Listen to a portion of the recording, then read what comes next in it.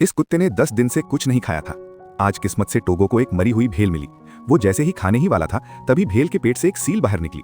इलाका अपना समझने वाली सील गुस्से में टोगो को दौड़ाने लगी। टोगो डर के मारे लगभग बेहोश ही हो गया। अंटार्कटिका में ऐसा जानवर पहली बार देखकर उसे लगा जैसे कोई एलियन दिख गया हो। लेकिन खुद को संभालने के बाद टोगो ने हार नहीं मानी। अगर उसने जल्दी कुछ नहीं खाया तो वो मर जाएगा।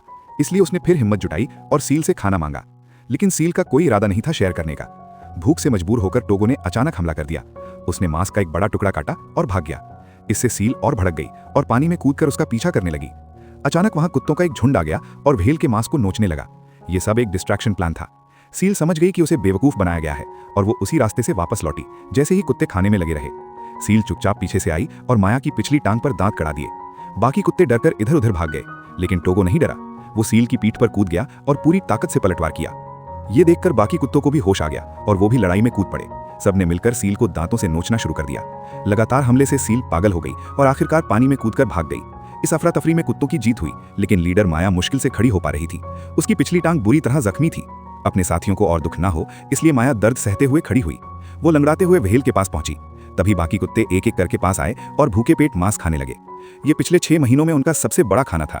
जैसे ही वो अपने ठिकाने की तरफ लौटने वाले थे, माया खुद को संभाल नहीं पाई और दर्द में जमीन पर गिर गई। उसका साथी उसके पास ही बैठा रहा। बर्फ और तूफान के बावजूद उसे अकेला नहीं छोड़ा। उस दिन के बाद टोगो ने जिम्मेदारी संभाल ली, लेकिन जब भी उसे खाना मिलता वो पहले माया के सामने रखता और खुद पीछे खड़ा होकर इंतजार करता कि वो बांटे। लेकिन माया खाना वापस धकेल देती। झुंड की इज्जत उसे बोझ बनने नहीं देती थी। माया चाहती थी कि उसके साथी कम तकलीफ में हो। ये देखकर बाकी सदस्य भी वैसा ही करने लगे। टोगो का ये रवैया सबको समझ आ गया था। फिर भी जब खाना दोबारा माया के सामने रखा जाता, सब यही चाहते थे कि वो उनके साथ जिंदा रहे। अब बताओ, अगर तुम टोगो की जगह होते तो क्या तुम भी अपना खाना सबसे पहले माया को देते?